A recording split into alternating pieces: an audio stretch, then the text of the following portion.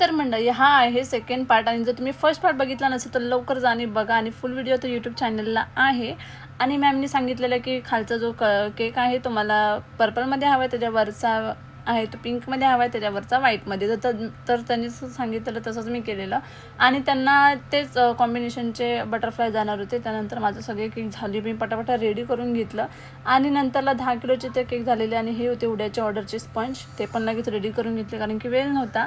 आणि माझ्या फ्रेंडचा होता 1 kg तर मी लगेच पटापट करून दिला. त्यानंतर आम्ही निघालो आमच्या लोकेशनला. आणि लोकेशन खूप छान होतं आणि मजा आली.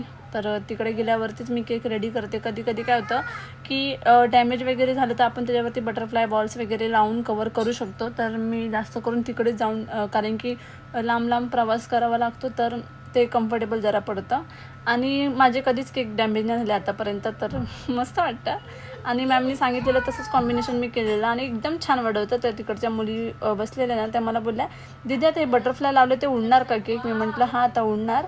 आणि केक जेव्हा मी लावला तेव्हा बोल दीदी हा उडत नाही. मी म्हटलं अरे नाही रे बाबा, मी मस्ती करत होती, पण उडत वगैरे काही नाही. तर हा होता केकचा फायनल लुक. आणि तिकडे सरांना पण खूप आवडला, मॅमला पण. आणि प्रत्येकजण मला येऊन बोलत होते की केक खरंच खूप छान होता. आणि दिसायला खूप जे कॉम्बिनेशन होतं ना ते मस्त वाटत होतं. त्यानंतर त्यांचं झालं सेलिब्रेशन आणि खूप मजा आली. त्यानंतर निघालो आम्ही आमच्या घरी जायला. And thank you for watching.